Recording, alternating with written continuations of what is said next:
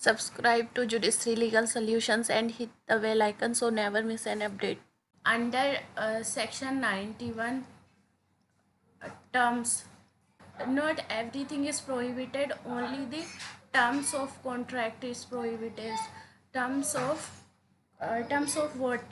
Contract, grant or other disposition. Means only the terms of the contract is prohibited. If you talk about any transaction, then the evidence of that transaction is allowed. सो किस चीज़ के terms जो है वो prohibited है कि आप उसका oral evidence नहीं दे सकते? कॉन्ट्रैक्ट के, ग्रांट के या फिर अदर डिस्पोजिशन के।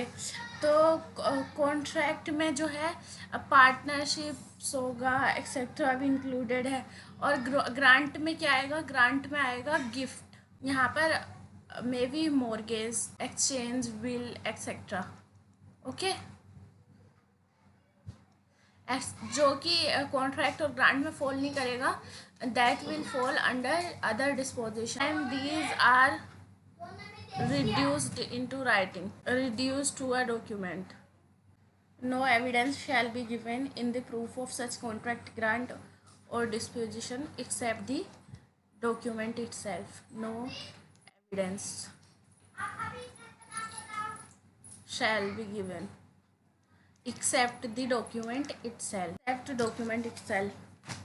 Term is about essential term only. Section 91 में जो कॉन्ट्रैक्ट, ग्रांट और अदर डिस्पोजिशन की बात की गई है, उसको दो पैरा में डिवाइड किया गया है। These are divided into two paras. One is not required to be registered. ये फर्स्ट पैरा में बात की गई है, जो कि जिसको लो रिक्वायर नहीं करता कि वो रजिस्टर होने ज़रूरी हैं, और उसको भी दो पार्ट में डिवाइड किया जा सकता है। एक तो जो रजिस्टर करना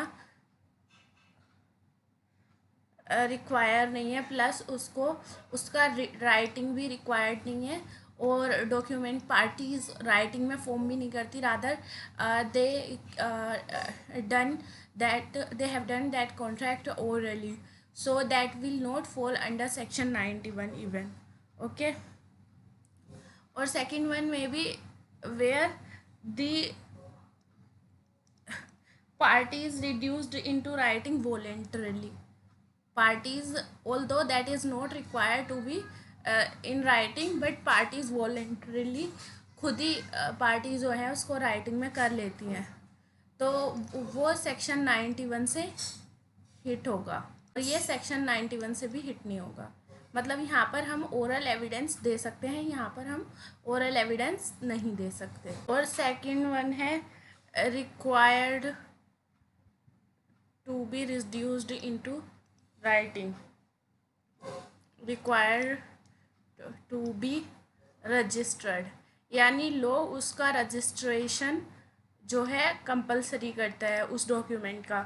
तो वो डॉक्यूमेंट सेक्शन 91 के पैरा 2 में फॉल करेगा। और यहाँ पर जो है अगर ओरल पार्टीज़ ने उसको ओरली फॉर्म कर दिया है तो भी उसका ओरल एविडेंस नहीं दे सकते, और पार्टीज उसको राइटिंग में बना लेती है और उसका रजिस्ट्रेशन नहीं करती है, तो सेक्शन 91 तो उसका डॉक्यूमेंट का एविडेंस देने को अलाउ करेगा। It will not hit by section 91, but Indian registration act के अंदर उस डॉक्यूमेंट को हम प्रोड्यूस नहीं कर सकते, तो वो later on Indian registration act से हिट हो जाएगा। Prohibition on oral evidence is only about terms of the contract. अगर असेंशियल टर्म होगा कॉन्ट्रैक्ट का तो ही प्रोहिबिटेड होगा, लेकिन अगर कोई चीज़ असेंशियल टर्म नहीं होती है कॉन्ट्रैक्ट की तो उसका ओरल एविडेंस दिया जा सकता है। फॉर एग्ज़ाम्पल, ये एक डॉक्यूमेंट है और उसमें ये 1 2 3 4 थिंग्स जो है रिड्यूस की गई हैं इनटू राइटिंग। ओके, तो इसमें जो फर्स्ट वाली जो चीज़ है वो कॉन्ट्रैक्ट के बारे में है, सेकंड वाली भी प्रेजेंट कॉन्ट्रैक्ट के बारे में है, और थर्ड वाली जो है वो पास्ट कॉन्ट्रैक्ट के बारे में एक लाइन लिख दी गई है। अर्लियर कॉन्ट्रैक्ट के मनी जो है वो पेड की गई है, तो उसके लिए सेपरेट पेपर इन लोग को नहीं मिलता है एट द मोमेंट।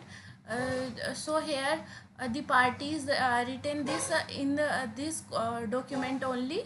तो यहाँ पर जो ये थर्ड वाला जो लाइन है, ये थर्ड वाला जो टर्म है, ये essential term of this contract नहीं है। इसका जो है कि अर्लियर कॉन्ट्रैक्ट के 5,000 रुपीज़ जो है अब पे किए गए हैं, ये एसेंशियल टर्म नहीं है। सो इसका ओरल एविडेंस दिया जा सकता है।